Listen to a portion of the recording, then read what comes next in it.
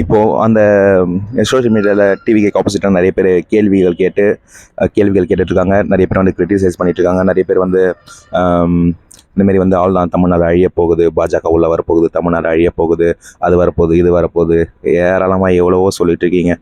ஆனால் இத்தனை நாள் இந்த ஆட்சியில் நடந்த எந்த ஒரு கெட்டதை பற்றி ஒரு கேள்வி கேட்கல. எங்கே இருந்தீங்க இத்தனை நாள்? நீங்கள் எல்லாம் எங்கே இருந்தீங்க இத்தனை நாள்? கொஞ்சம் சொல்லுங்கள். எங்கே இருந்தீங்க இத்தனை நாள்? ஒரு ஸ்டோரி போடல, ஒரு ஸ்டேட்டஸ் போடல, ஒரு விஷயத்த பதிவு பண்ணல. ஆனால் இப்போ திடீர்னு முளைச்ச ஒரு தலைவரோட சொல்லியிருப்பார், நேற்று மழையில் முளைச்ச சேகர் பாபுன்னு நினைக்கிறேன், நேற்று மழையில் முளைச்ச காலம் நீ சிஎம் ஆயிடுவே. அந்த மாதிரி வந்து இவங்களாம் திடீர்னு முளைச்ச காலம் அந்த மாதிரி வந்து நிற்கிறாங்க. வந்து டிவிக்கே வந்து கேள்வி கேட்டுட்ருக்காங்க. ஃபஸ்ட்டு ஆட்சி அமைட்டோம், நாங்களாம் வந்து நல்லாட்சி தருவோம். ஃபஸ்ட்டு ஆட்சி அமைஞ்ச அப்புறமா சொன்னதை செய்வாங்க. தமிழகம் இல்லை, நான் ஒன்று கேட்குறேன், இப்போ இருக்கிறத விட அடுத்த ஒரு 5 வருஷத்தில் தமிழ்நாடு நல்லா டெவலப் ஆச்சுன்னா அப்போ உங்கள் மூஞ்சில் எங்கே எடுத்து வச்சுப்பீங்க?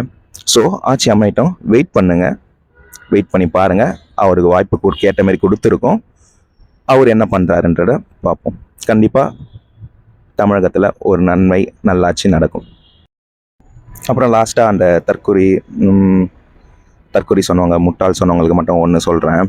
ஓகே, நாங்கள் தற்கொலை முட்டாளாகவே இருந்துக்கிறோம்.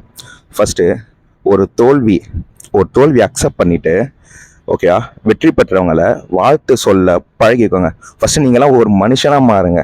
அதுக்கப்புறம் வந்து மிச்சவங்களை வந்து முட்டாள் அண்ட் தற்கொலைன்னு சொல்லிக்கலாம். தேங்க்யூ.